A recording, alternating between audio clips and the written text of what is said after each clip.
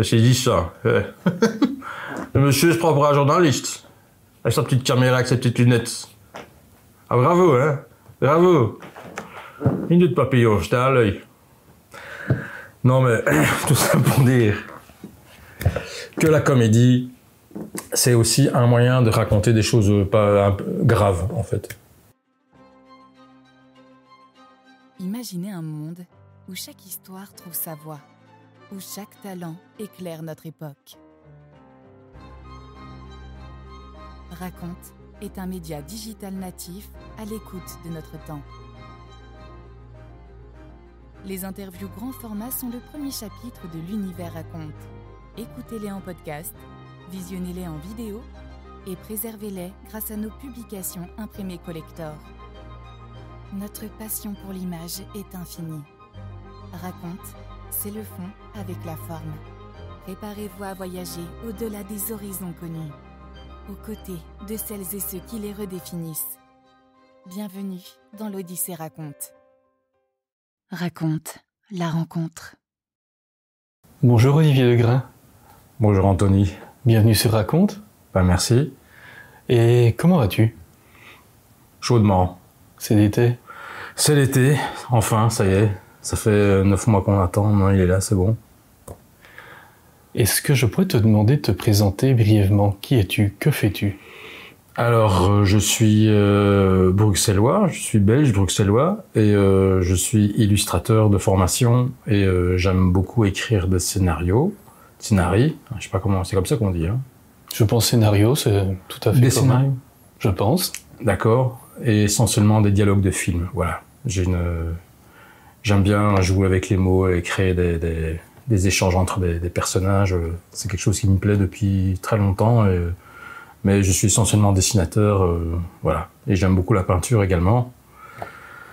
Donc voilà, je reste dans une spirale un peu artistique, on va dire, depuis toujours d'ailleurs.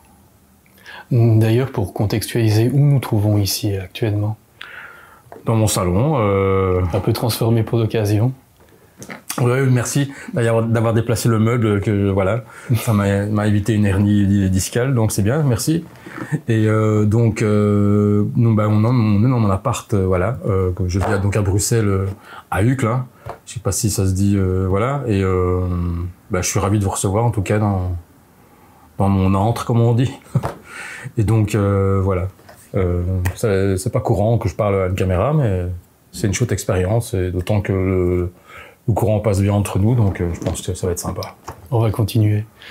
Okay. Dans ton antre, comme tu le dis, tu y fais quoi? C'est ici que tu travailles? Tu travailles pas en atelier? Tu travailles principalement chez toi? Oui, essentiellement, je travaille chez moi, mais c'est parfois un peu un problème parce qu'effectivement, comme j'aime bien me nourrir du monde et de la vie, c'est-à-dire à partir du moment où on écrit des scénars, où on dessine, ben, on peut pas rester cloîtré chez soi ou alors uniquement regarder par la fenêtre. Donc souvent je pars de chez moi, je vais dans des endroits, sur des terrasses, dans des bars ou dans les parcs, ou alors où je vais à la mer, j'aime bien bouger de chez moi tout de même. C'est pas un endroit définitif, c'est pas mon bureau, étant donné que ma chambre est à 6 mètres de ce bureau-ci, donc c'est très tentant de faire la sieste d'une part, mais en même temps c'est bien aussi de voir du monde et de créer des interactions pour être dans la vie, quoi. Parce que vivre seul et travailler seul dans un endroit avec, voilà, ça c'est parfois, c'est un peu compliqué des fois pour nourrir la créativité. On a besoin de moteur, on a besoin d'interaction avec le monde, quoi. Voilà. Et ces interactions, tu les trouves un peu sous une forme d'errance? Tu disais dans les bars, à la mer. Ouais. Il y a des bars à la mer aussi, hein, donc je fais ceux d'ici et ceux là-bas. Non, mais j'aime bien me balader. Enfin, voilà, c'est un truc, c'est vraiment parce qu'il peut se passer des choses juste visuellement. Enfin, voilà, il y a des choses on croise des gens, on les croise pas. Enfin, et puis j'aime bien, comment dire, je suis pas très méditation transcendantale et tout ça, mais le fait de marcher, de errer, comme tu dis, ben ça fait du bien à l'esprit et ça ouvre des portes. Ça ouvre des portes dans la créativité, je trouve. Voilà. Mais j'ai besoin des gens, en tout cas. Je suis pas un solitaire à tout prix.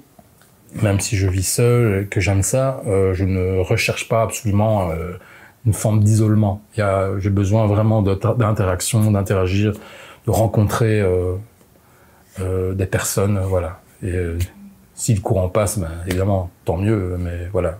Comme on rencontre de tout, ben, voilà, ça fait partie du package de la vie sociale.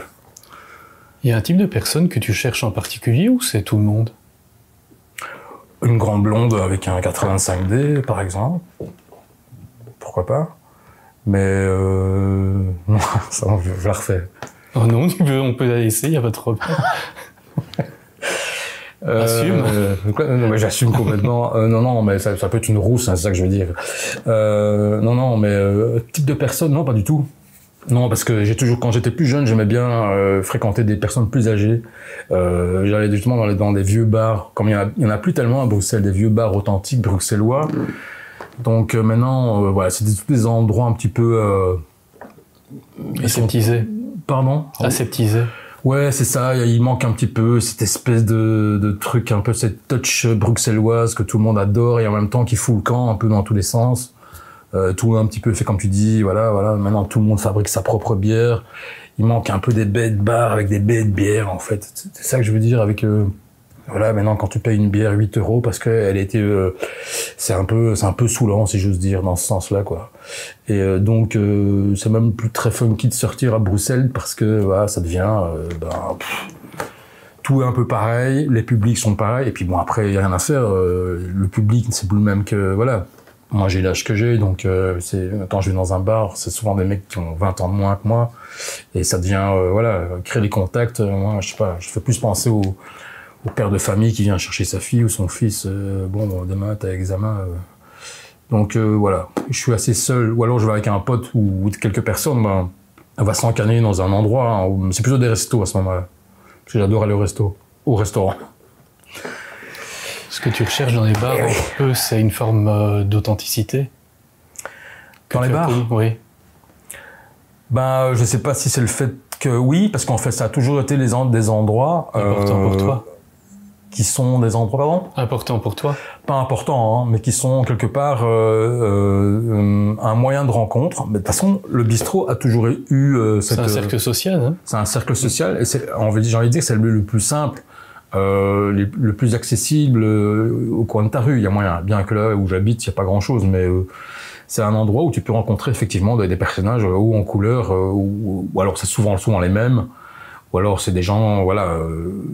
Tu peux avoir de tout en fait là-dedans. Et moi j'ai écrit pas mal de scénarios et de dialogues et de dessins. Enfin, je me suis beaucoup nourri de cet endroit qui est un endroit finalement de passage, hein, parce que bon, il y en a qui ils restent là de 9h à 9h, mais il y en a qui restent 5 minutes, il y en a qui restent.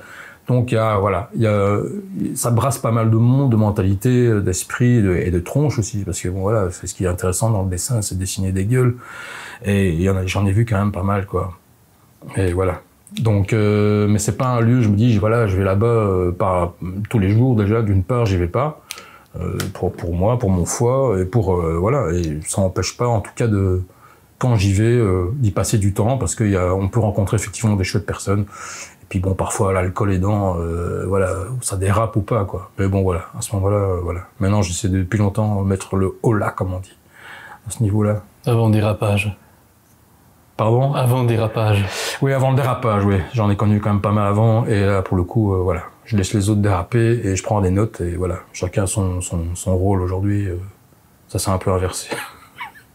Il y a plusieurs écrivains comme ça qui ont fait toutes des carrières dans des bars, même en étant fortement alcoolisés. J'ai pas d'exemple en tête, mais il y a quand même des gens très notoires qui ont fait ce genre de pratique autrefois, souvent. Ah oui, bien sûr, mais quelque part, de toute façon, l'ivresse, c'est quelque chose qui est quand même, voilà, on dit que c'est pas bien, tout ça, enfin bref, il y a tout ça, mais il y a le dictat mais quand on est désinhibé, effectivement, on se livre plus facilement, et puis les échanges se créent comme ça. Moi, j'ai rarement rencontré une femme à jeun, hein, je suis désolé de le dire, mais même autour de moi, je connais peu de gens qui ont fait des rencontres amoureuse ou quoi, en buvant du thé vert, ça n'existe pas. Enfin, moi, en tout cas, j'ai pas de souvenir de quelqu'un qui m'a raconté ça. Je suis allé avec Béatrice au parc, nous avons bu un thé vert et nous nous sommes embrassés fougueusement. Je pense que ça peut se trouver, mais on va enquêter. Je sais pas. On va enquêter. Oui, je serais quand même curieux d'avoir les réponses. Mais en fait, t'es timide. Oui. Mais ça dépend, en fait. Ça dépend. Parce que le fait d'accepter de venir, pour moi, je me dis, ça va, il faut le faire. C'est pas une timidité maladive, hein. Je suis pas du genre à longer les murs. Mais je me livre, voilà, je mets un petit peu de temps. Et c'est curieusement, avec le temps, que je mets plus de temps, en fait. Je sais pas si c'est une expression, si je suis clair, mais je me livrais beaucoup plus, j'étais plus vite spontané. En étant plus jeune. Quand j'étais plus jeune, ouais. Et beaucoup plus dans la... dans l'instant. Dans l'instant, puis dans la provoque aussi, pour aller chercher exactement qui est devant moi. Il fallait que je teste quelque part plus vite pour avoir un peu, tiens, qu'est-ce qu'il y a derrière cette personne. Il fallait, voilà. D'ailleurs, à l'époque, quand on est jeune, on a beaucoup plus de liens, de connaissances, d'amis, de copains, de copines. Je me souviens, à l'époque, il n'y avait pas le GSM, hein, quand je sortais, donc. On avait des carnets avec nous, on s'amusait à prendre des numéros de téléphone, on allait dans les bars, on donnait rendez-vous là, à tel endroit, on allait boire, voilà. Tel endroit, à 8h, on était là. Si les autres étaient là, tant mieux. S'ils n'étaient pas là, tant pis. Quoi qu'il arrive, on se stressait pas avec ça. On se baladait dans le centre-ville essentiellement. Et finalement, on se recroisait. Enfin, il n'y avait pas non plus 1 milliard de bars. C'était toujours, voilà, le centre de Bruxelles. Il y avait une sorte d'îlot avec une dizaine de bars, mais les soirées étaient, voilà, on regardait pas l'heure. C'était l'insouciance. Et ça, c'est les plus belles années, entre guillemets, de ma vie. Même si je passe encore de belles années, mais évidemment, mais c'est tout à fait autre chose, quoi. Aujourd'hui, quand tu te bourres la gueule, la facture, elle est très, très lourde. Donc, tout ça, c'est des trucs, voilà, parce que ton corps change, ton esprit change, puis de tout. Enfin, voilà, tes hormones, ton sommeil, ton travail, enfin, tout. Donc, à un moment donné, ben, tu te retrouves à un peu te maîtriser, quoi, un peu plus. Et ça n'empêche pas la fantaisie, hein, ni les rencontres un peu, tu vois, ni les soirées, mais voilà, il y a des moments où je me dis, tiens, voilà, il est temps de rentrer, par exemple. Et avant, pas? Avant, non. Il fallait que je rentre 10h du mat. Mais tout ça sans prendre de drogue, hein. C'était vraiment un truc... voilà, c'était de l'amusement pur et dur. J'avais une bande de potes, on était très liés, et puis voilà, il fallait qu'on sorte tout le temps partout, qu'on aille à tous les vernissages, et voilà. Et on dansait, on rigolait, on vannait, on mangeait des frites en plein jour, parce que la soirée, voilà, était finie, il commençait à faire jour, donc l'after de after. Ça c'est, ouais, c'est ça, mais jamais, tu vois, sous substance et tout ça, jamais, c'est pas l'occasion qui manquait, mais ça m'intéressait pas. Moi, j'aimais bien, c'était déconner, voilà. Quand il y a des mecs, quand je leur dis ça, ils me croient pas, mais bon, voilà. Moi, j'ai toujours aimé boire des verres et rigoler, et voilà. Pas besoin de plus. Quand l'énergie était bien, voilà. Quand l'amitié était vraiment là, finalement, c'est ça, le bonheur, tu vois, quand t'es avec des gens chouettes et que tu te marres, voilà. On en a parlé en préparant cette interview. Je crois que dans ta famille, quelqu'un avait un bar d'ailleurs. Oui. Tes grands-parents, non, c'est pas ça? Oui, mon grand-père maternel avait un bistrot de village, ouais. Où ça? C'est un bled qui s'appelle Thirimont. Alors ça, pour te dire exactement où c'est pas très loin de la frontière française, mais c'est vraiment au-dessus de Charleroi. Enfin, vraiment, voilà, je connais pas la route. Loin d'un grand centre urbain. Pardon? Loin d'un grand centre urbain. Oui, absolument. C'est vraiment le village. Il n'y a pas plus, comment on peut dire, c'est une image un peu d'Épinal complète. Le bar, l'église, l'épicerie, et des champs, enfin vraiment le truc. Il y a moyen de s'emmerder ferme, hein, là-bas, évidemment. Bah, du coup, comme il y a un bistrot, bon voilà, avec un jukebox. Donc, voilà, moi quand j'allais là-bas, c'était ça. Bon, à l'époque, j'étais plutôt un garçon, j'étais plutôt branché Fanta, donc, mais j'aimais bien mettre des pièces. T'avais quel âge à l'époque? J'avais 5-6 ans. Ah oui, donc t'étais enfant en fait. J'étais vraiment enfant, oui. Mon grand-père étant décédé quand j'avais 10 ans, voilà, quoi, c'était fini, quoi. Donc, on n'a pas profité du bistrot. Avec mon frère. Ça aurait été pas mal, mais on aurait bien ri, je pense, avec mon grand-père, ouais. Mais c'était il y a longtemps.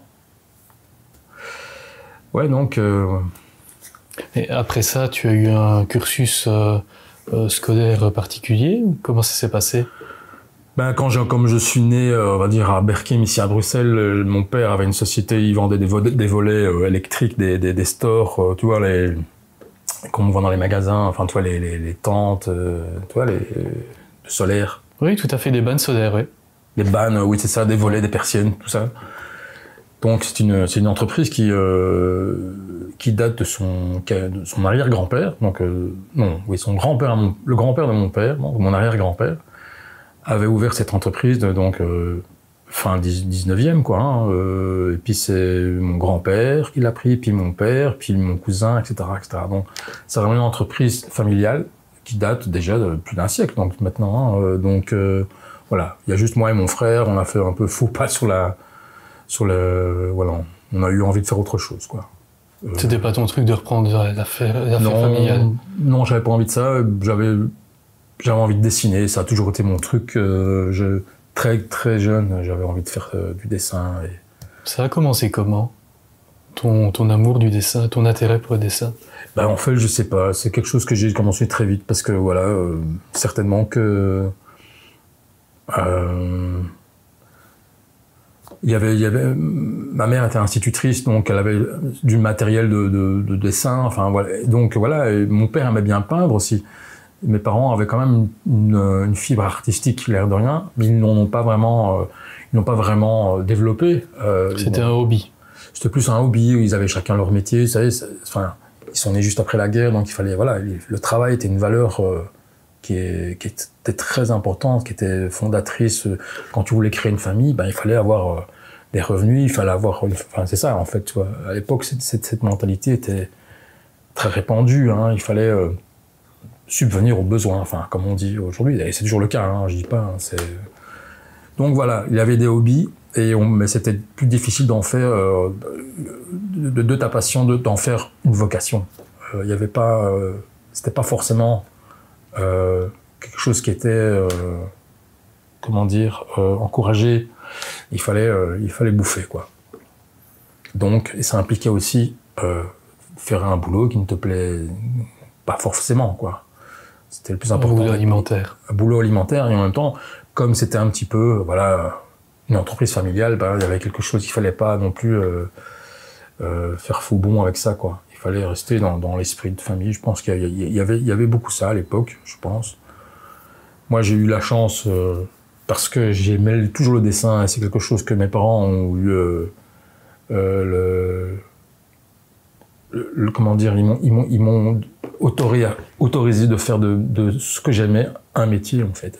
Ils ont accepté tout de suite, ou comment ça s'est passé? Alors, je sais pas, ça a certainement dû se faire en plusieurs phases chez eux, peut-être, j'en sais rien, mais quoi qu'il en soit, j'ai très vite voulu aller dans une école de dessin, comme à Saint-Luc, ici à Bruxelles, et à 15 ans, effectivement, j'y étais, quoi. Donc, comme je faisais du latin, maths, mais comme j'étais une brêle en maths et en latin, et que je passais mon temps à dessiner, ben, à un moment, je me suis dit, bon, bah, autant en faire un métier, autant en faire quelque chose où j'ai eu le moins de maths possible et encore moins de latin, quoi.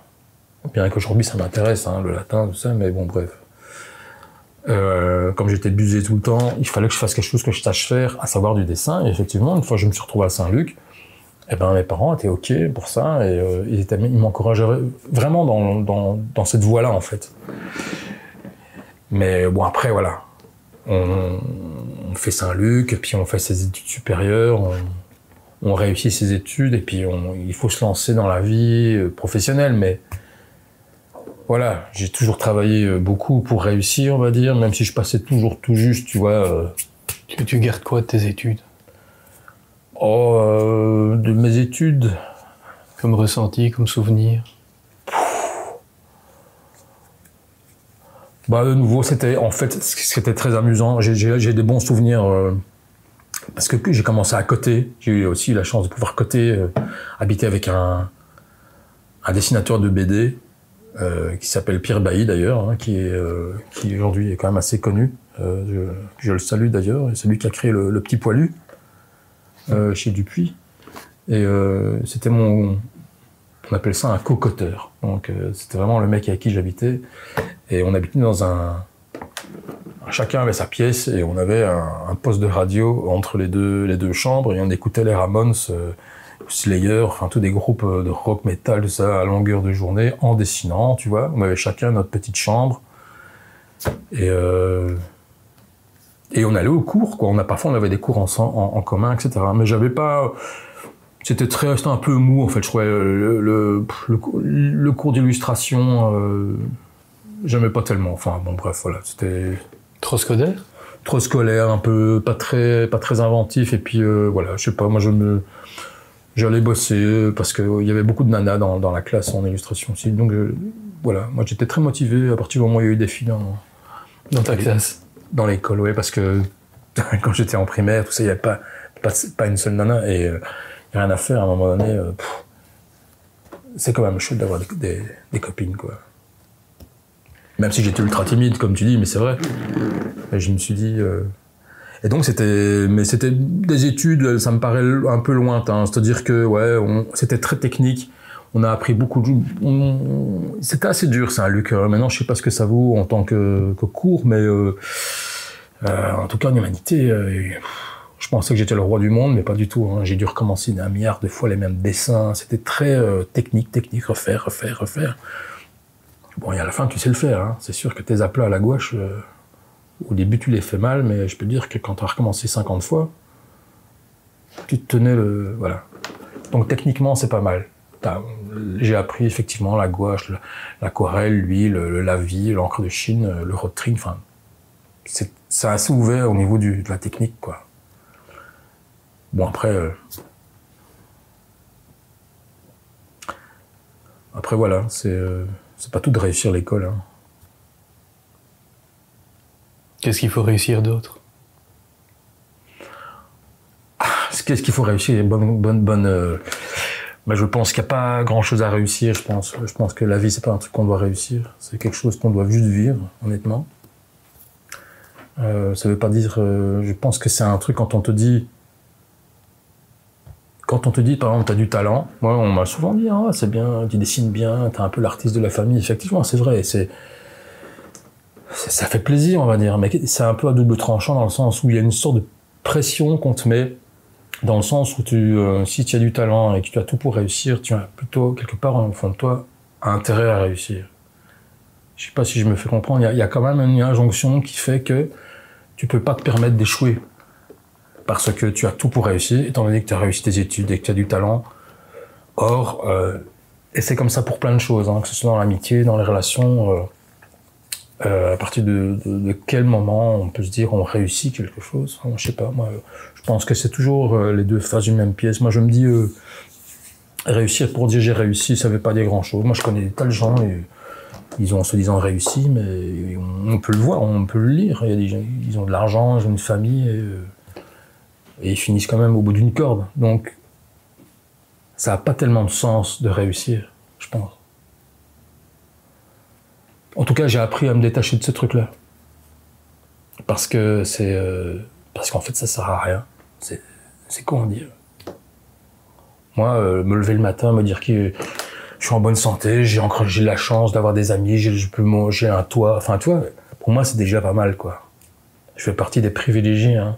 Enfin, faut pas oublier quand même qu'on est... quand on voit ce qui se passe, bon, bordel, quoi. Enfin, de quoi on se plaint, quoi. Parce que mon iPhone ne marche pas. Fuck off, quoi. Faut arrêter de déconner. Raconte la forme avec le fond.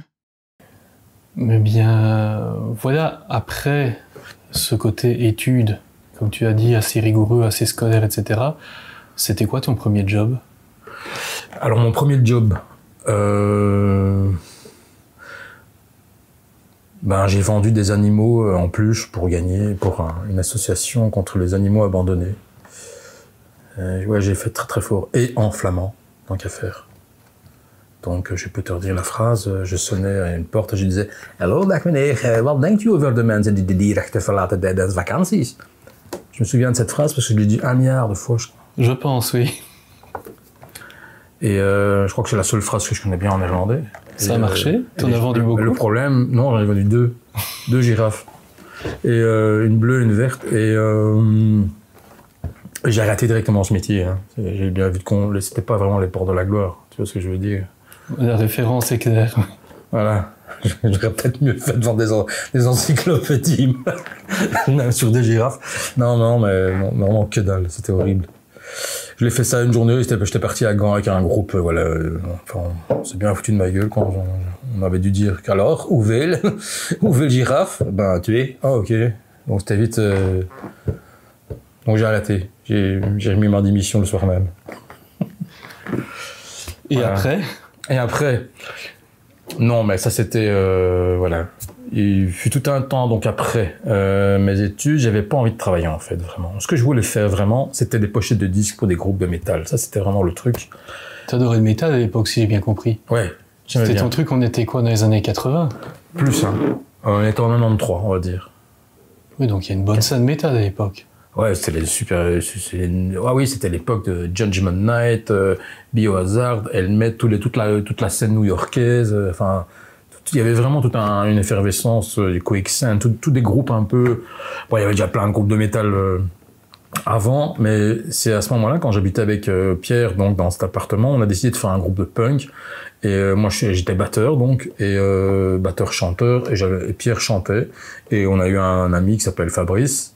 Qui est toujours mon ami, et un autre mec qui est toujours mon pote aussi. Enfin, on est resté amis maintenant, même si on se voit pas tous les jours, mais on a fait quand même un groupe qui a duré quelques années. Ouais. T'avais fait une crête? Oh oui, non, j'étais blond, oui, enfin rasé, pas style cage à gougou, mais plutôt Subway, tu vois Christophe Lambert dans le film de. Oui, tout à fait. Ouais. J'étais un gros fan de ce personnage. Et je voulais ressembler à ce mec-là, donc voilà.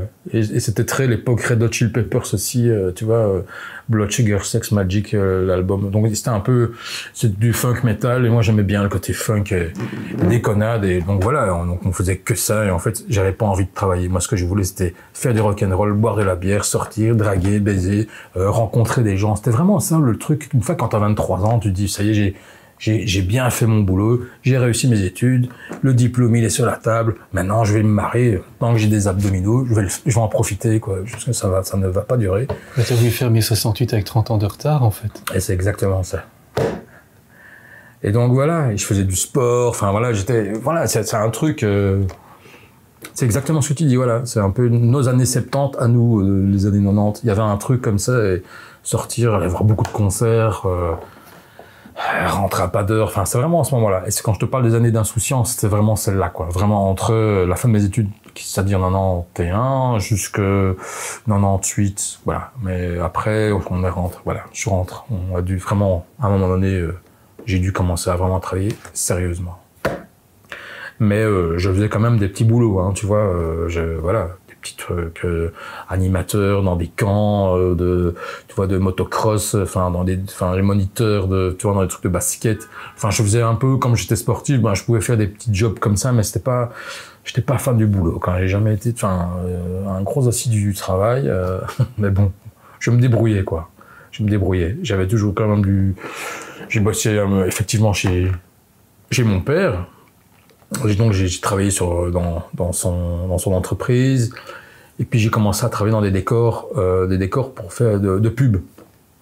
J'avais des amis, à force de sortir dans le centre-ville, je rencontrais des décorateurs, des photographes. C'était la bonne époque quand même, tu vois. Une bonne scène artistique. Au niveau de la scène artistique, il y avait quand même, et au niveau de la pub, il y avait quand même pas mal il y avait beaucoup de boulot. Et quand tu vois le bouquin de Beck Beder, 99 francs, et quand tu vois le film, que moi j'adore d'ailleurs, tu voyais bien qu'ils avaient les moyens, il y avait un truc comme ça. J'ai très vite été, via, fait des rencontres nocturnes, comme je dis, voilà, dans les bars, où c'était beaucoup de soirées aussi, hein, tu vois, et un peu mondaine, Bruxello, Brixoulas, Branchou, rock'n'roll, enfin il y avait vraiment tout un bon brassage. Ouais, c'était vraiment un truc. Et comme t'étais tout le temps, moi j'étais tout le temps en forme, enfin j'étais très ouvert, en fait je m'ouvrais à tout en fait. Le monde était, j'étais jeune, j'étais conscient d'être jeune, je me trouvais pas trop mal, bien que j'avais aucune confiance en moi par rapport à la séduction par exemple, c'était compliqué, enfin. Mais par contre j'aimais bien être avec des amis, des potes, des copains, des copines, voilà, il y avait vraiment une chouette effervescence quoi. Donc là j'ai commencé à me faire des contacts avec mon carnet, on se téléphonait, hein. Enfin moi j'appelais d'une cabine, hein. Enfin à l'époque j'avais même pas, on n'avait même pas de téléphone fixe quoi, tu vois, c'était vraiment avec des cartes. Donc on faisait la file pour appeler son pote, tiens rendez-vous demain. Alors j'avais fait un book, tu vois, les books de dessins. Donc j'avais fait plein de dessins, j'avais mis des dessins que j'avais fait à l'école, j'avais fait vraiment constituer un beau book de voilà, et donc j'allais me présenter comme ça à gauche à droite, et j'ai finalement atterri dans plusieurs boîtes de pub. Et pour lesquels j'ai fait pas mal de layout et de storyboard déjà. Donc je bossais pour des boîtes comme TBWA, BBDO, Duval Guillaume, enfin tu vois. Les gros acteurs, oui. Les gros, voilà. Je sais pas si on peut le dire, mais voilà. C'était quand même des fameuses boîtes. Garbarski, McCann Erickson. À l'époque, donc il y avait du boulot et c'était un truc vraiment que j'aimais bien parce que voilà, après tu rentrais dans ce mood-là. Et aussi au moment du tournage. Alors ce qui m'intéressait, c'est les tournages de pub, parce que moi j'aimais bien l'ambiance des studios. Ça a toujours été un truc... Lumière, caméra, oui, décor surtout. C'était vraiment un truc qui m'a toujours fasciné, parce que comme j'ai toujours aimé le cinéma, ben fatalement il y a des films quand tu vois la déco, quand tu vois le design, etc., tu dis c'est quand même fabuleux. Bon, aujourd'hui, maintenant, on est dans l'intelligence artificielle, les effets 3D, bon, ça fait longtemps, mais à l'époque, on faisait les patines, on faisait les trompe-l'œil, etc. Donc, moi, j'ai appris à faire ça. Un côté très théâtral encore, hein. Ouais, c'est ça, il y avait vraiment, effectivement, la texture des matières. Tu travaillais vraiment l'atmosphère, puis tu savais que tu allais mettre, comme vous ici, hein, vous avez mis des lampes, on a un peu modifié, mais c'est pour vraiment créer un truc. Et j'aime bien créer, moi, des atmosphères. Ça a toujours été comme ça, mon truc, même dans mes dessins. J'ai toujours voulu créer une sorte de profondeur, de créer une âme, vraiment. Et alors, là, après, on travaillait avec des gens comme ça dans des décors, avec...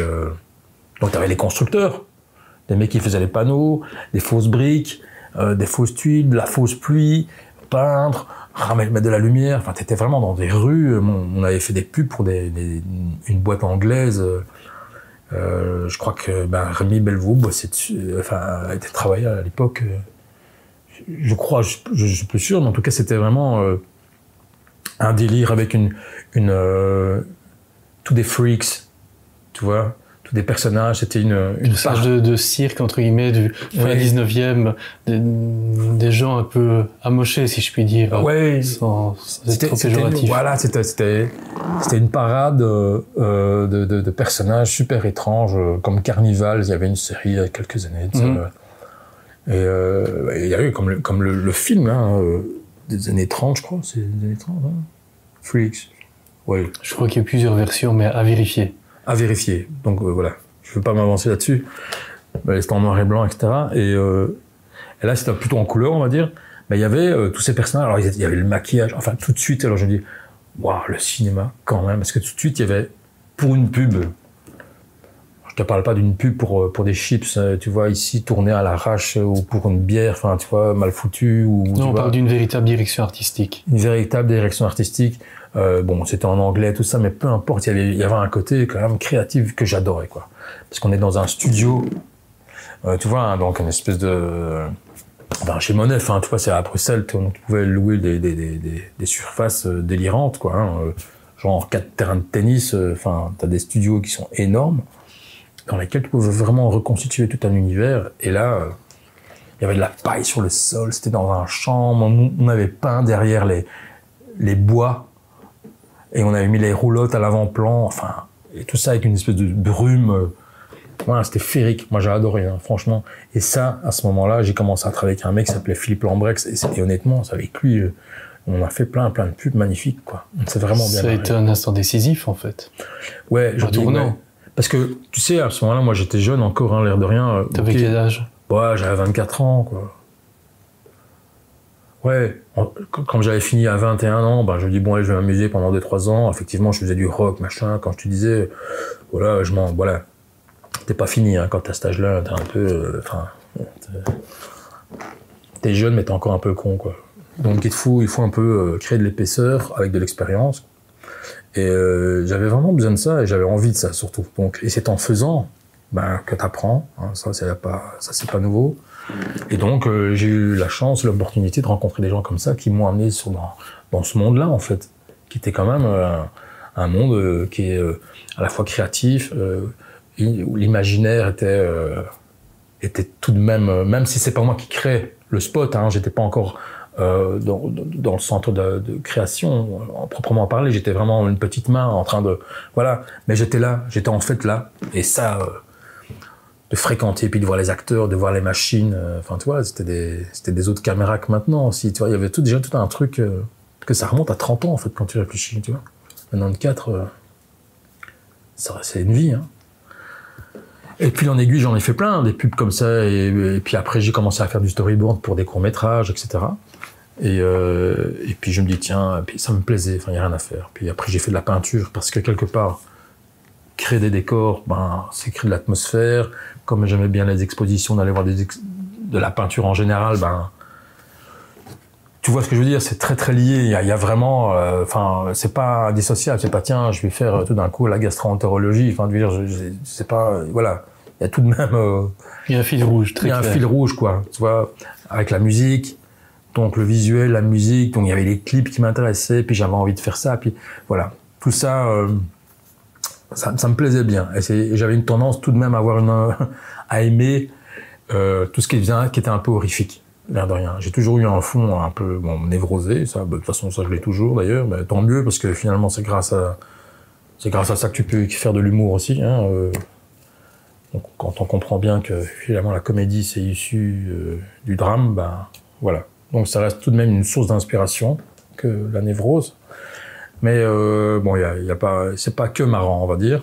Mais du coup, j'aime pas cette expression du coup. On entend beaucoup. C'est horrible, horrible. Tu donnes une formation du langage. Donne-moi un coup d'électricité. Hein. Non, on est soft.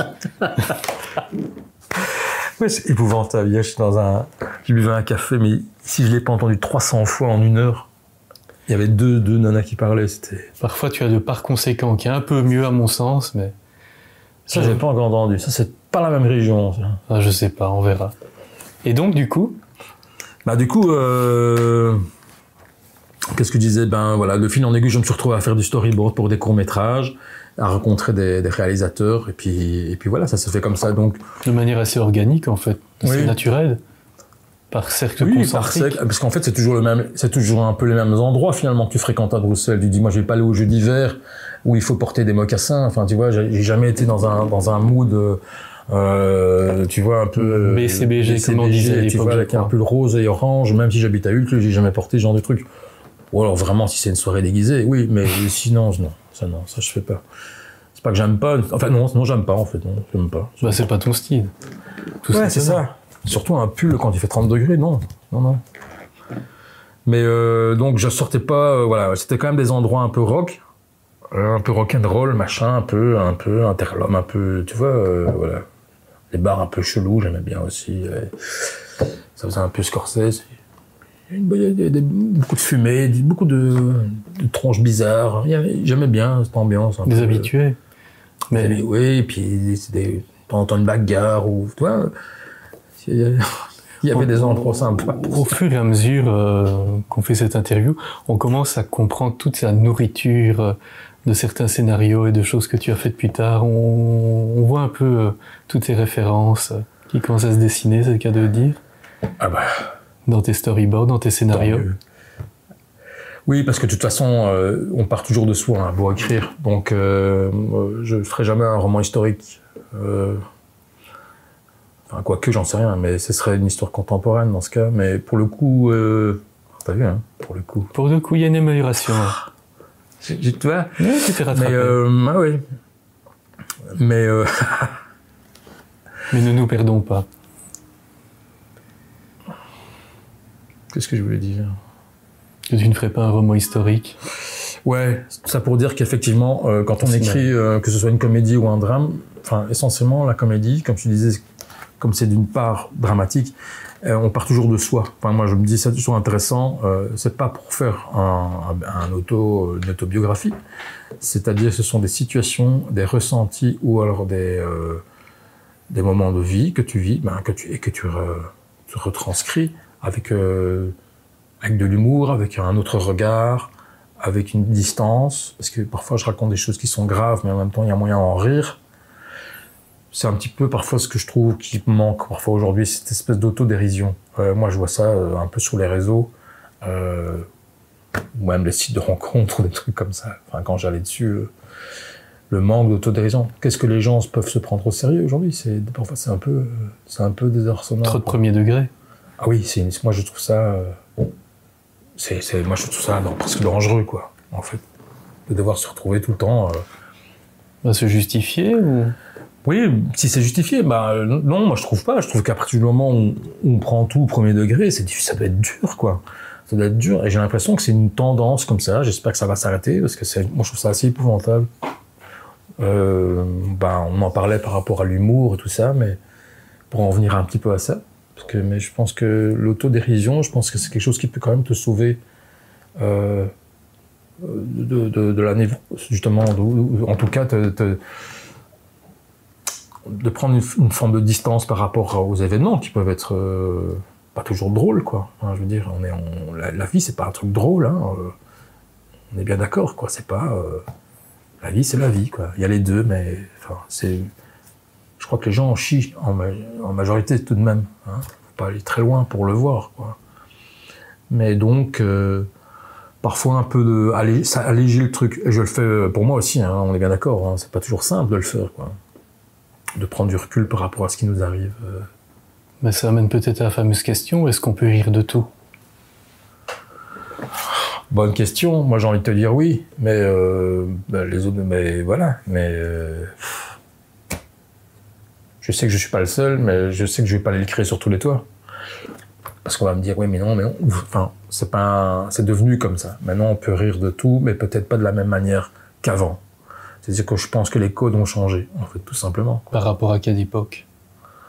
Les années 80, même l'humour, quand tu vois les films d'Audiard, etc., c'était pas la même façon, la même gouaille, la même façon de s'exprimer. Le langage a beaucoup évolué. Moi, des fois, franchement, hein, j'ai pas d'enfant, hein, mais je crois pas, mais parfois quand je les entends parler, je capte rien, en fait. Les ados? De temps en temps, pardon? Les ados? Les ados, ouais. Des fois, je suis... La génération Z. Ouais, complètement. Des fois, je suis complètement... J'ai dit, alors je chope de temps en temps des bribes pour dire, tiens, oui, il y a un moment donné, dans la phrase, moi, je cale. Effectivement, hein, t'as un nouveau langage, mais certainement comme nous, on avait aussi, mais... Oui, j'ai envie de te dire ça. Sans doute que des gens qui avaient ton âge à l'époque, quand toi, tu étais ado, il y avait sans doute ça même... Ah oui. C'est mon ressenti, mais ça n'engage que moi. Oui, mais ça, j'en suis persuadé. C'est juste que moi, je m'en souviens pas. C'était quelque chose qu'on vivait, comme eux, d'ailleurs, le vivent, voilà. Moi, quand je les entends parler, mais en plus, ils ont un de ces débits. Moi, je sais pas, je suis tombé avec deux d'un œil. C'était très drôle, mais je me dis, mais ça n'arrêtait pas de parler. Mais au niveau de la com, c'était un truc, mais... Elle ne t'inspirait pas, pour le coup, pour un scénario? Par rapport à tes rencontres de bar? Non. D'ailleurs, j'ai changé de table. Je te jure, carrément. Ah oui. Non. Mais je vais pas demander aux gens de la fermer. Mais à un moment, oui, j'ai dit, tiens, j'ai eu une image d'un seau d'eau froide, mais bon, j'en ai rien fait, je l'ai eu. Mais j'étais là, mais c'était dingue, elle parlait fort, et je te dis 200 fois le mot du coup. Donc, bon, faut pas faire une fixette sur ce truc-là, mais ça m'a quand même fait bizarre, et c'était des phrases bizarres. Sans doute que je deviens un vieux con, mais en tout cas, c'est difficile. N'ayant pas... Enfin, j'ai vécu, entre guillemets, avec des ados pendant quelques années. Bon, c'était pas les miens, mais voilà. Je comprenais certains modes de langage. Mais si je devais écrire pour des jeunes, je serais un peu emmerdé, quoi, je crois, aujourd'hui. Donc c'est pour ça que quand j'écris un scénar ou quoi, je le fais pas... je le fais plus pour des gens de ma génération ou un peu plus jeunes. Tu penses qu'il faut cloisonner? Je sais pas, en fait. Parce que j'en sais rien, en fait. C'est une bonne question. Est-ce qu'il faut cloisonner, tu veux dire? Est-ce que... Pour une tranche d'âge, pour un type de personne au niveau socio-culturel? Moi, je sais pas, j'ai parfois l'impression que les jeunes aujourd'hui ont moins d'humour que nous. Enfin, vraiment, hein, c'est un truc, ça va faire vieux réac et tout, mais des fois j'ai l'impression ils rigolent pas des mêmes choses, je sais pas, qu'il y a une... C'est logique en même temps, c'est le temps qui passe, c'est le monde qui change, c'est la communication qui change. Ça, il faut vraiment... Mais... je sais pas, c'est curieux, quoi. Donc moi, je crois que j'aurais du mal à écrire si je devais me dire, tiens, je fais un projet pour des jeunes, la tranche 15-25, je crois que je serais obligé de m'associer vraiment avec quelqu'un, quoi, d'office. Pour la traduction? Oui. Ouais, vraiment. Hein. Pour moi, c'est un peu, parfois, c'est crypté, quoi. Ben, et en tout cas, eux, ils ont l'air de bien se comprendre. Hein. Donc, c'est déjà ça de prix. Mais ouais, c'est fou. Parce que ça se fait, voilà, c'est presque inconscient. Hein. Le langage, c'est un truc... voilà, ça change, comme tout d'ailleurs. Hein. Et pourtant, tu as fait un scénario qu'on pourrait qualifier d'universel en Belgique qui fait, on va dire, référence. Si on voit demain, je sais pas moi, un Français, un Suisse, on lui parle de la Belgique, il y a de fortes chances que pour un de tes personnages, on soit la référence. Est-ce qu'on pourrait un peu en parler? Bien sûr, on peut en parler. Tu vois de quoi je veux parler? De qui? De qui? Oui. Tu ne vois pas? De François. Ouais. Oui. François Damiens. Qui représente, on va dire, la Belgique à l'étranger pour beaucoup de gens. Oui. Oui, parce François a fait sa carrière d'une part en Belgique, puis après, voilà, effectivement, il a bien fait de partir sans doute en France, oui, bien sûr. mais par rapport à ça, tu es, on peut dire, de co-auteur de Dickeneck. Je ne sais pas comment on peut dire, d'ailleurs, comment tu le qualifies? Oui. C'est marqué comme ça, en tout cas sur le générique du film, ouais. Co-auteur, oui. Oui, j'ai travaillé ça avec Olivier à l'époque, Olivier Nofstad, et on a écrit ça... Comment la rencontre s'est faite d'ailleurs? Parce que comment on écrit un film comme ça qui est devenu un peu une référence de l'humour en Belgique et bien au-delà d'ailleurs? C'est quoi la genèse du projet? La genèse du projet, elle est très simple. Non, elle est un peu particulière. C'est-à-dire que mon frère fêtait son anniversaire. Il avait eu 30 ans en 2002. Et il avait décidé de fêter ça dans une buvette de football, donc à Ouen, ici dans le BOE, tu vois. Au sud de Bruxelles. Au sud de Bruxelles. Et donc, parce que mon père était un excellent footballeur. Et donc, un jour, il devint le président du club, et on avait donc, mon frère et moi, accès à cette buvette pour pouvoir faire un... On en revient au bar, hein, tout doucement. C'est triste à dire. Hein. Pas forcément. Non, mais non, c'est parce que encore une fois, c'est un lieu social. Je ne suis pas... Tu vas me faire passer pour un poltron. Pas du tout, mais... Enfin, peut-être, je ne sais pas, assume. Hein. Oui, j'assume, de toute façon. Non, mais... Donc on se retrouve là-bas à faire une fête dans cette buvette de football. Il y a une centaine de personnes qui débarquent. On avait fait un truc surprise. Et il y avait Olivier Van Hofstad qui était là avec un ami de mon frère, qui s'appelle Didier. Et la soirée se passe, donc tu peux imaginer, donc on a tous 30 ans, plus ou moins, on boit des verres, on rigole, on fait un barbecue, il y a des filles, il y a de la musique, on fait un concert, enfin, grosse fête. Arrive le moment où des discours, parce que voilà, il y avait le gâteau, machin. Moi, j'arrive avec un discours que j'avais écrit, j'avais fait une tartine comme ça, sur la vie et l'enfance que j'avais de moi et mon frère, depuis qu'on est petit. Comme c'était les 30 ans de Nicolas, je me suis dit, voilà, je vais raconter toute notre vie. Mais bon, j'avais prévu le coup, hein. J'avais amené des personnages, des Big Jim, des trucs. Enfin, j'avais habillé ces petits nounours. Enfin, vraiment. Et donc j'ai fait un sketch d'1 heure en racontant voilà. Les gens étaient morts de rire. Et dans la salle, il y avait le réalisateur de Dickeneck qui ne foutait rien depuis un petit temps, et il avait juste envie d'écrire une comédie. Moi, j'étais en train de faire de la peinture, mais j'arrivais pas à percer. Je travaillais beaucoup en atelier. Et il me dit, ça te dirait d'écrire, tu m'as fait trop rire, il me dit, avec ton speech, est-ce que ça te dit qu'on commence à écrire ensemble une histoire, quoi, un délire, j'ai une vague idée d'un personnage qui serait une grande gueule, qui ressemblerait à Begbie dans Trainspotting.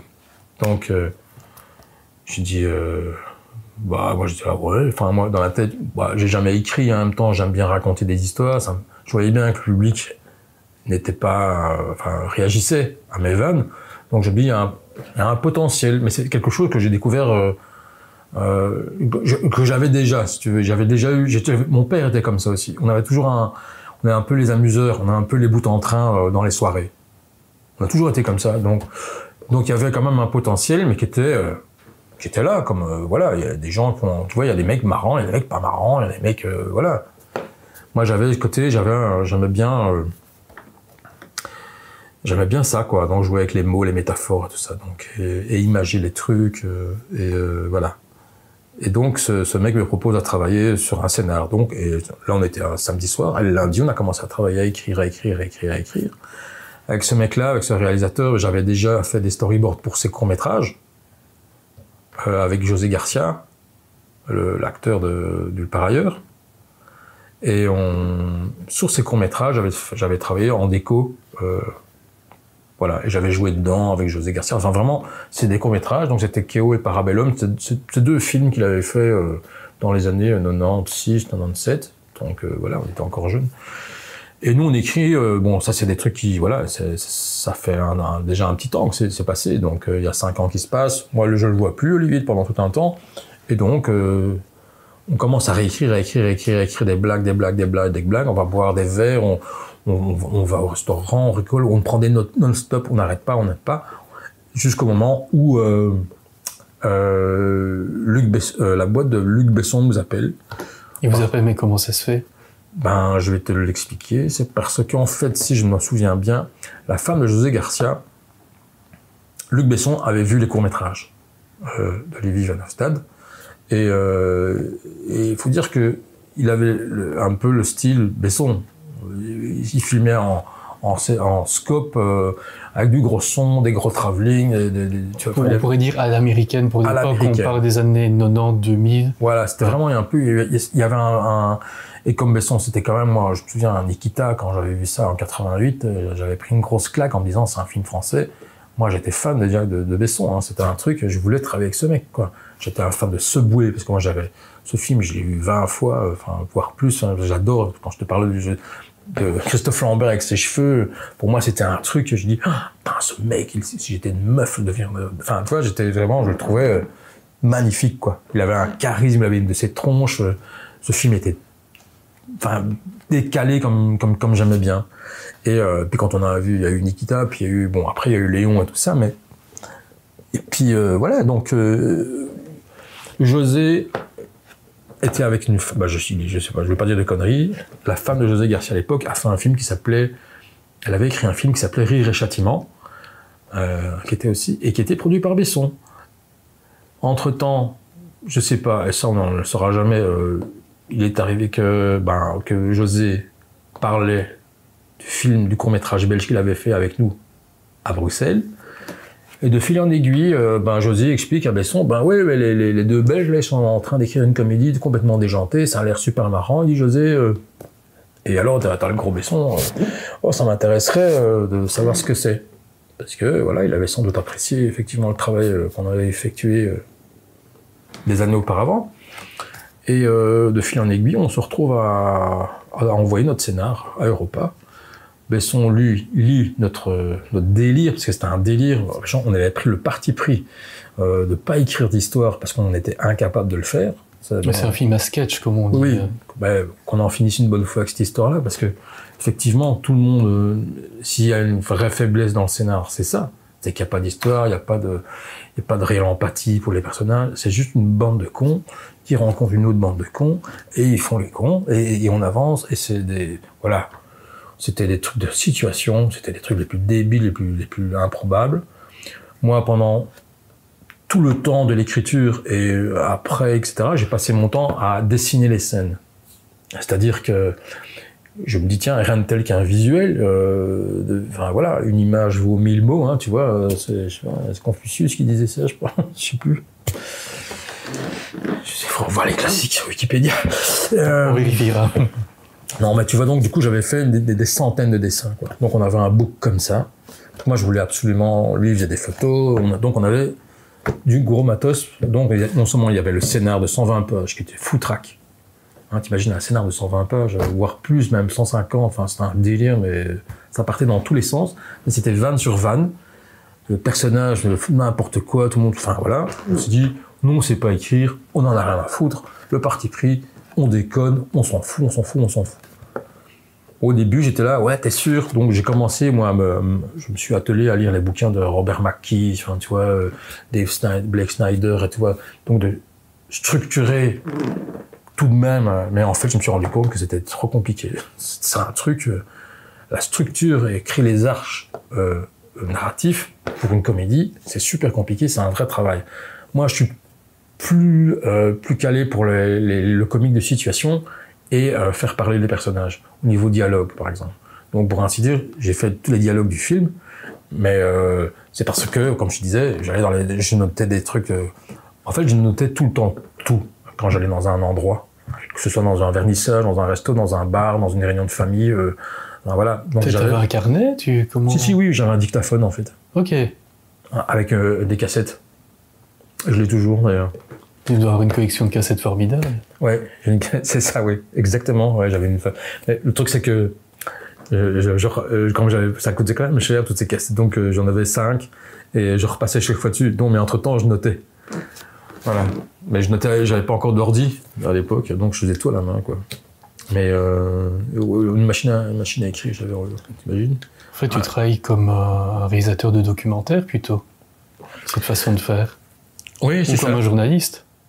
Ben oui, parce qu'il y a un côté un peu investigation dans le monde. Tu fais ton tour, tu vas sonder la température dans un endroit. Sociologique. Ouais. Parce qu'en fait, c'est ça. En fait, ce film, quelque part, on dit toujours c'est une comédie, mais en même temps, pour moi, c'est un peu... La sociologie. C'est un peu de ça, ouais. Parce que c'est pas fondamentalement à mourir de rire. Hein. Enfin, il y a un fond quand même bien dark derrière, je trouve. Tant mieux si c'est catégorisé comme ça, parce que les gens aiment les comédies, mais il y a un fond quand même... c'est pas si marrant que ça. C'était une volonté de faire rire. De faire rire, mais aussi qu'il y a un fond un peu plus dark, comme tu dis. Mais je pense qu'il est un peu en filigrane. C'est pas un truc ça saute pas aux yeux comme ça, parce qu'il y a pas mal de, comme les dialogues et machin. Je te dis, voilà, le décor est quand même assez soigné. Mais je pense que derrière, même en l'écrivant, je me souviens qu'on écrivait ça, il y avait quand même une forme de... Enfin, on écrivait de manière assez sérieuse, l'air de rien, quoi. Parce qu'il y a quand même des personnages qui sont quand même très, très pathétiques, quoi, en fait, dans ce film. J'ai envie de dire tous. Après, c'est pas un film pour faire de la psychologie de comptoir, hein. C'est juste pour dire que ces personnages, pour moi, ils sont fondamentalement malheureux et cons et incomplets. Tu vois bien qu'ils sont... Sauf qu'on voilà, on n'a pas développé le côté empathique des personnages, mais ils sont bêtes, quoi. Et voilà.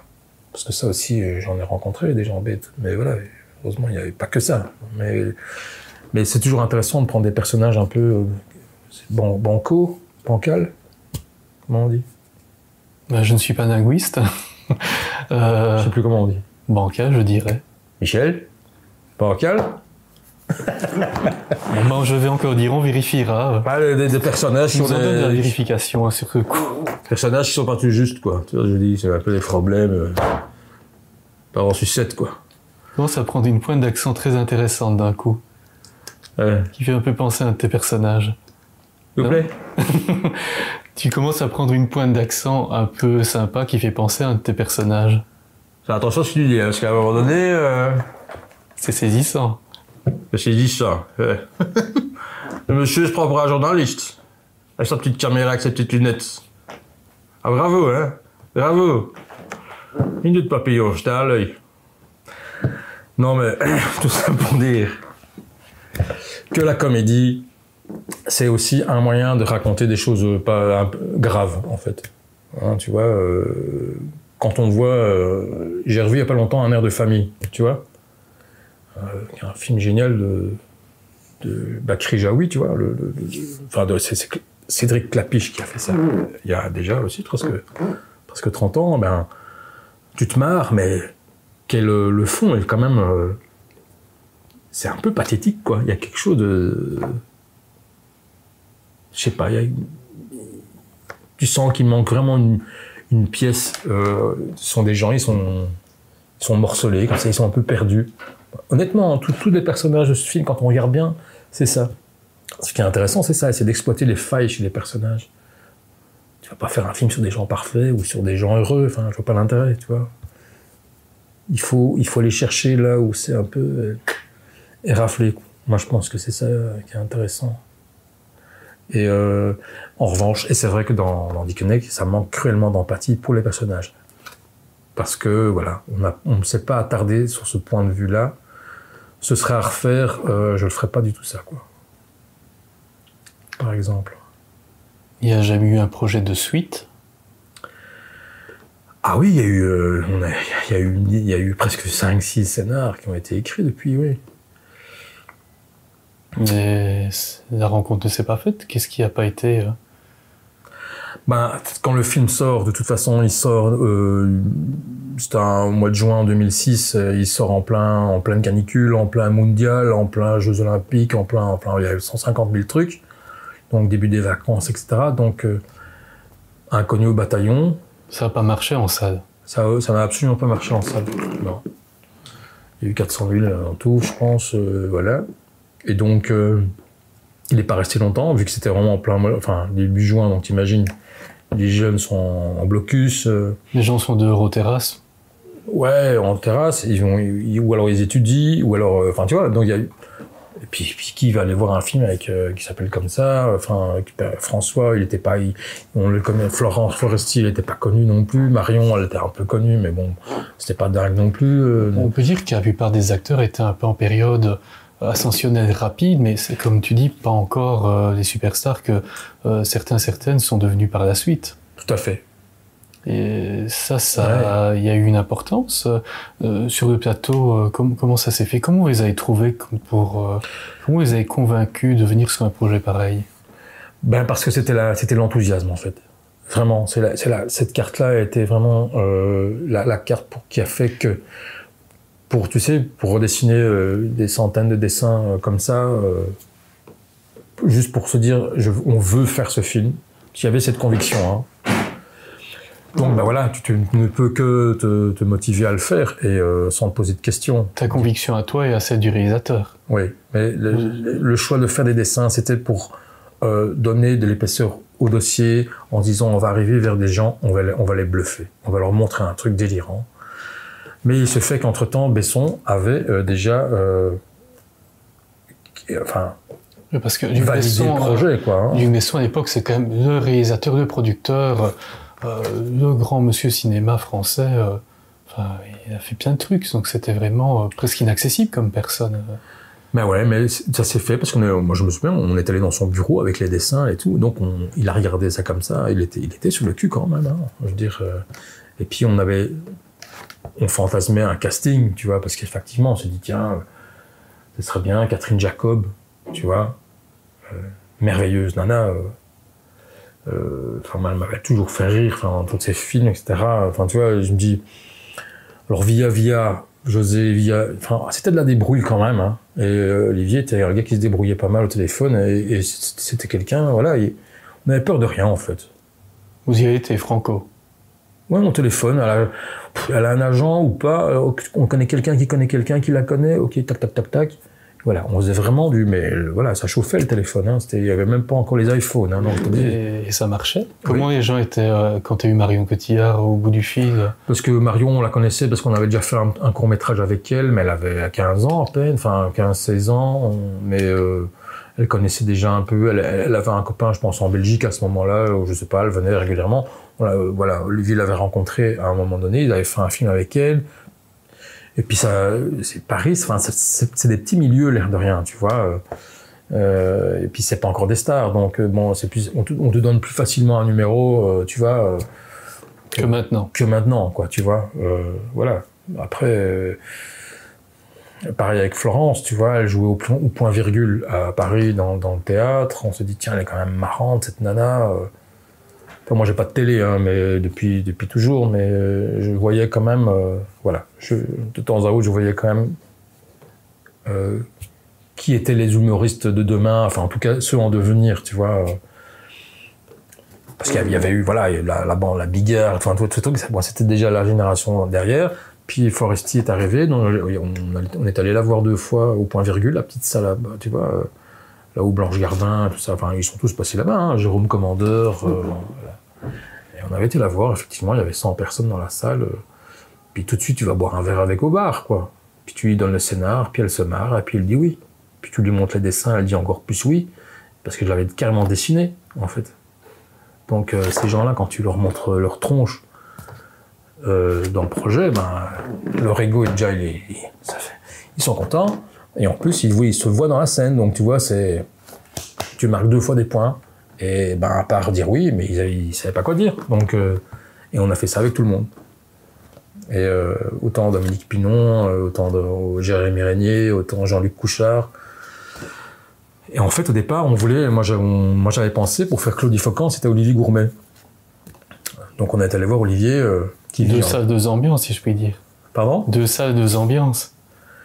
Bah en fait, il voulait... Olivier Gourmet, moi je l'avais pensé pour faire Claudie Focan, en fait, parce que Claudie Focan, voilà, c'est un nom que j'avais écrit un jour sur un bout de papier. Est-ce qu'il existe vraiment, Claudie Focan ? Claudie Focan, non. En fait, je peux te dire d'où ça vient. Pour la petite histoire, c'est que comme je vivais à Genneval, j'avais un voisin qui s'appelait Claudie. C'était un gars, il faisait du vélo. C'était un mec énorme. Et il avait toujours une veste de métalleux. Donc il avait tous des badges, tu vois, Iron Maiden, tu vois, Sepultura, enfin il avait mais des criblés de badges avec des clous, tout. Mais j'étais fasciné par cette veste. Il me la fallait absolument. Mais tu voyais bien que c'était la sienne. Et il roulait toujours en vélo. Et il passait... Mais moi, on était trop petits, mon frère et moi, on n'intéressait pas ce mec, il était plus vieux que nous, tu vois, c'était un ado, mais pour moi, il m'a impressionné. Et il s'appelait Claudie. Et je sais pas pourquoi, j'ai jamais oublié ce mec. Et Focan, parce que j'ai regardé une émission qui s'appelait Coup de film à l'époque, et c'était présenté par une nana que j'adorais d'ailleurs, qui s'appelait Terry Focan. Terry Focan, c'était une journaliste RTB, je sais pas si tu connais. J'avoue, non, c'est peut-être un peu ancien. C'est un peu ancien, effectivement. Et cette nana, elle était délirante. Je la trouvais super sympa. Elle avait l'air complètement lunaire, comme ça. Mais alors, elle présentait, elle faisait un peu Madame Cinéma, quoi. Tu vois, c'était la Céline Sasson, mais des années 80. Et je la trouvais super jolie. Et Focan. Terry Focan. Je trouve ça tellement sexy. Et donc, j'ai fait, je sais pas pourquoi, Claudie Focan. Il y a une portion de métalleux et une portion de cinéma. Ça fait Claudie Focan. C'est... Ton héros et ton héroïne réunis. Ben oui. Mais t'as vu comment c'est con comme histoire. Ben c'est pour dire que ça vient de là, en fait. Vraiment. Hein. C'est un truc... Quant au personnage en lui-même, ben, c'est François qui l'a un peu... comme c'est un génie de l'impro et de... Il y avait beaucoup d'impro sur le tournage, où tout était écrit. Tout était écrit. Ouais, parce que j'ai soigné, c'était quand même très, le dialogue, j'aimais bien faire ça au cordeau, quoi, tout de même. Voilà. En revanche, et comme c'était mon premier tournage, c'est clair que c'est important de pouvoir laisser de la liberté aux acteurs. Si toutefois ils peuvent faire de l'impro, parce que c'est pas donné à tout le monde de faire de l'improvisation, hein. Par exemple, Jean-Luc, il est moins fort dans l'impro, mais par contre, c'est une bête de texte. Donc, il va réciter tout vraiment à la perfection. En revanche, Damien, François, ben, il était moins calé sur le texte, un peu comme Foresti aussi. Hein, j'ai envie de dire, ils n'avaient pas bien étudié, mais parfois ils arrivaient, ils connaissaient pas leur texte. Mais comme François est une brute en impro, ce qui comptait, ce qui était important, c'est qu'ils disent quand même le contenu de la scène. Hein. Voire, il fallait tout de même pas trop partir. Il fallait rester dans le contexte, dans l'intention de la scène, tu vois. Il fallait qu'ils disent telle chose, faire quand même passer telle information pour que ça tienne un peu la route. Mais ouais, il y a des moments comme ça, bon, il se calait au texte, puis il brodait, quoi. Et parfois, tu pouvais le laisser partir, il partait en roue libre. Il est très fort. Hein. Moi, il me fait rire encore aujourd'hui. Hein. Enfin, moi, je vois de ces caméras, je suis mort de rire, quoi. Ça... Je sais pas. Honnêtement, moi, j'ai pas revu un mec qui faisait ça comme ça. Je trouve ça assez génial, quoi. Quand il embobine les gens et tout ça. Donc, voilà. Mais on a quand même bien ri, quoi, sur ce tournage. Mais même si on était... Pour moi, l'humour, c'est quand même un truc sérieux, en fait. Parce qu'il faut doser, quoi. Et aujourd'hui, c'est clair que c'est encore pire, il faut vraiment faire gaffe à tout, c'est pénible. Tu le referais ici et maintenant, en 2024 ? Un film comme ça ? Ouais. Oui, moi je le ferais, évidemment. Et tu crois que ça passerait ou pas du tout ? Pire. Pardon ? Tu crois que ça passerait ou pas du tout ? Non, ça passerait, non, mais évidemment que non. C'est bien ça le problème. C'est ça qui est dangereux aujourd'hui, c'est qu'aujourd'hui, on peut plus faire ça. Enfin, on peut plus. Et en même temps, il y a des tas de gens qui font de l'humour encore irrévérencieux. Moi, je suis pour. Hein. Enfin, je veux dire, on va rire de quoi après ? Enfin, tu vois, si on peut plus rire, enfin, je sais pas moi, c'est quoi ce délire C'est juste que il y a moyen de rire encore de tout, comme on disait tout à l'heure, mais voilà, il faut remodeler le truc, quoi. Tu peux plus faire du Michel Leb, quoi. Enfin, heureusement, note. Mais tout est quand Walt Disney interdit, quand les néo-féministes engueulent Walt Disney parce que soi-disant le baiser du prince charmant, voilà, la princesse n'est pas consentante dans le film. Enfin, faut arrêter de péter un plomb, quoi. Moi, il y a un moment donné, il y a un niveau. Moi, vraiment, ça me saoule, vraiment. Parce que ça, c'est vraiment interdire pour interdire. C'est vraiment. Enfin, je sais pas. C'est des combats. Moi, j'y crois pas, moi, ça. Il y a des trucs, je suis bien d'accord qu'il faut un peu arrêter les conneries. Il y a des dossiers, il faut pas non plus jouer avec le feu, mais rire de certains trucs, parce que c'est pas les conneries qui manquent, hein, honnêtement. Si on peut pas rire de tout ce qui se passe, franchement, on est quand même bien servi en ce moment. Hein. C'est aussi parce qu'on est submergé par l'information, parce qu'on voit beaucoup de choses et sur lesquelles on peut taper, mais il y a de la matière. Mais comme quand après on te dit tu peux pas rire de ça parce que ceci, parce que c'est là je vais sortir ma banderole, etc. Fuck off, quoi. Honnêtement, quoi. Non, c'est ça. Et quand il y a un manque d'autodérision, pour moi, ça implique aussi un manque d'humilité, quoi. Je veux dire, qui es-tu, toi ? Enfin, on est que des humains, quoi. On est des truffés de défauts, on fait des conneries, tous, de A à Z, de la naissance à la mort. Enfin, faut un peu oser se le dire, ça, à un moment donné, quoi. Personne n'est parfait. On est tous là pour faire aussi des conneries, quoi. Parce que c'est grâce aussi à ça que un jour, t'en feras peut-être plus, ou un peu moins, et tu pourras t'améliorer. Voilà. C'est pas forcément réussir mais c'est en tout cas peut-être évoluer un peu. En tout cas, faire un peu plus de bien pour toi, pour les autres, etc. Moi, je pense qu'il y a un peu de ça. Mais de quel droit le côté bienveillant, la bienveillance, quoi. C'est quoi ce truc, quoi ? Moi, je trouve ça super violent de devoir toujours être bienveillant. Comme si on n'avait plus droit à la colère. Comme si les mecs voulaient toujours... Moi, il y a quand même quelque chose là-dedans qui me chiffonne un peu, quoi. Bon, après, voilà, c'est des débats, hein, on peut en parler en rigolant, mais je trouve ça extrêmement hypocrite, quoi. De toujours devoir être dans la bienveillance, quoi. Or que la colère, ça fait partie... C'est une partie intrinsèque de l'esprit humain, hein. Enfin, je veux dire... Parfois, ça permet une construction, aussi. Si tu veux construire... D'être en colère. Si tu veux détruire, on refuse de détruire, en fait, c'est ça le truc. C'est quand je te parle bienveillant, ça veut dire veiller bien. Parfois, comme tu dis, parfois c'est bien de tout péter pour reconstruire. Quand tu veux faire un nouveau bâtiment, tu vas pas à chaque fois t'amuser à recoller des trucs qui, de toute façon, vont se casser la gueule. À un moment donné, c'est bien de tout raser. Et parfois, ça implique de la violence. Mais on est anti-violent. Comment tu veux faire, alors ? C'est un peu des pétards mouillés. Moi, j'y crois pas. Ça m'emmerde. Et à un moment donné, je trouve que, appelons un chat. La colère, elle a le droit d'exister. C'est tout. Est-ce que tu es un homme en colère ? Oui, sûrement, oui. Mais je rigole. C'est ton passé punk, ça. Pardon ? C'est ton passé punk. Ouais, mais après Révolté. Ouais, mais c'est parce que j'ai sûrement derrière ça une peur de vieillir, quoi, à mon avis. Après, si t'es plus punk et que tu fais plus de poésie ou tu fais plus un peu des trucs artistiques, pour moi tu vieillis. Moi je crois que oui, j'ai toujours été un peu en colère, bien sûr, oui, plutôt rebelle, j'ai envie de dire. C'est une forme de colère. Oui, complètement, oui. Mais je la canalise, hein, tu vois, faut pas non plus, voilà, mais il y a des moments, oui. Mais je ne la refoule plus, en fait. Parce que je sais que c'est mal vu, en fait. Le problème, c'est que c'est ça, c'est que socialement, tu peux pas être en colère. Hein. Or que t'es juste là pour déconstruire quelque chose, pour pouvoir redémarrer, tu vois. Reconstruire quelque chose. Parfois, c'est bien. La colère, elle peut être très saine, hein, c'est ça le truc. Mais les gens ont peur de ça. Et des colères pour des causes aussi. Et bien sûr, évidemment, mais on le voit bien, quoi. Quand tu vois, il y a des gens... Après, moi, je défends pas toutes les causes, hein. Il y a des trucs, je m'en tape complètement, mais il y a des choses qui en valent la peine. Enfin, voilà, mais Voilà, on a le droit de pas être en colère aussi sur des choses qui en valent peut-être la peine d'être en colère. Tu vois, je veux dire, il y a... Ça, c'est une question de personnalité, une question d'intérêt aussi par rapport à...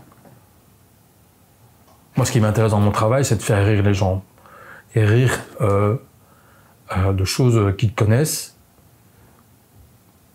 pour leur apprendre, montrer à quel point parfois ils peuvent être bêtes, mais c'est pas dans un but de se moquer d'eux, c'est pour leur dire à quel point des fois, ça serait pas mal, ça serait tout de même intéressant de voir, de pouvoir se projeter dans quelque chose, dans des situations. Oh oui, ça me parle parce que. Tu tends un peu un miroir là. Oui, c'est ça, mais parce que je suis le premier à le faire, parce que quand je crée ça, je te dis, je parle de moi. Dans chaque personnage de Dick Hennig, il y a du moi, je suis dedans, hein. Enfin, tu vois. Tu vois. Je vais te demander d'enlever le bain également. Bon. Et ce poney. Parce que, comme il a la chambre à côté, t'inquiète, il dort, je vais le chercher. Non. Je suis photographe et le nombre de fois où, à cause de toi, à cause de ton scénario, on m'a proposé de m'amener un poney, je pense que je peux faire une ferme de poneys demain, un élevage de poneys. J'ai des milliers de poneys qui m'attendent. Donc, je veux savoir, ce poney. Ouais. Il vient d'où ? Nulle part, c'était une impro. C'est vrai ? Oui. Il n'y avait pas de poney sur le tournage. Non, mais non, ça aurait été bien. Un faux poney. Non, effectivement, non. Je lui dis, tiens, qu'est-ce que tu peux dire ? Va aller chercher le poney. Va aller chercher le poney. Ouais, je sais plus qu'on avait dit ça, ouais. On avait improvisé, quoi. C'est vraiment un truc... belle déconnade, quoi, quand même. Tu vois, je disais ici en riant, mais il y a beaucoup de gens, tu vas un peu partout, qui sont capables de citer des répliques de ce film. C'est quand même fou, ça. Tu vas un peu n'importe où, dans n'importe quel milieu social, dans n'importe quelle tranche d'âge. Je suis sûr, on arrête quelqu'un ici dans la rue, il sera capable de nous sortir une réplique de ton film, enfin du film que tu as co-réalisé. Et au même titre, par exemple, que C'est arrivé près de chez vous de Benoît Poelvoorde. Ouais. C'est un peu des icônes contemporaines, vos films, en fait. Ouais, c'est en train de les sacraliser un peu. Ce qui est saisissant, c'est que ça a traversé le temps, en fait. Ça a déjà 20 ans, presque. Ah oui, c'est ça. Il est sorti il y a 18 ans, déjà. Et il a été écrit il y a 22 ans. Enfin, tu vois, c'est... Et que les jeunes générations aussi, tu vois, parce que c'est les quêtes, tu vois ça, ils étaient pas nés, en fait. Hein. Et tu les vois, des t-shirts. Enfin, il y a un magasin de près de chez moi, il y a des t-shirts avec que des répliques du film. Enfin, tu te dis, mais... Et comme... c'est délirant, quand même. On pourrait faire pareil, comme quand toi, tu as vu les Deux Funès ou des choses comme ça, quoi. Bah oui. Tu les as pas vus à leur sortie, mais tu les as vus aussi en rediffusion. Ces trucs intemporels, quoi. Oui, c'est ça. Mais peut-être juste pour faire un contexte, tu as dit ça n'a pas marché en salle après parce que, tout un tas de raisons que tu viens de citer. Qu'est-ce qui a fait que ça est devenu un phénomène après ? En fait, c'est-à-dire qu'en fait, on est en quelle année à ce moment-là ? 2006, 2007. Curieusement, en fait, je crois qu'il est passé sur Canal, et puis parallèlement à ça, je crois que chacun, comme tu dis, les comédiens qui n'étaient pas encore des stars, par exemple, tu vois Marion, je crois qu'elle était sur La Môme, quoi, à ce moment-là, tu vois. Énorme succès. Énorme succès. Donc, je pense qu'à un moment donné, il y a une forme de renvoi d'ascenseur au niveau du CV des comédiens. Tu vois, François, il a continué ses caméras cachées, puis il a joué dans le film que tu disais tout à l'heure, Cowboy. Enfin voilà, il y a eu un petit peu Dominique Pinon. Enfin, il avait quand même un sacré CV, lui. Enfin voilà, super comédien d'ailleurs.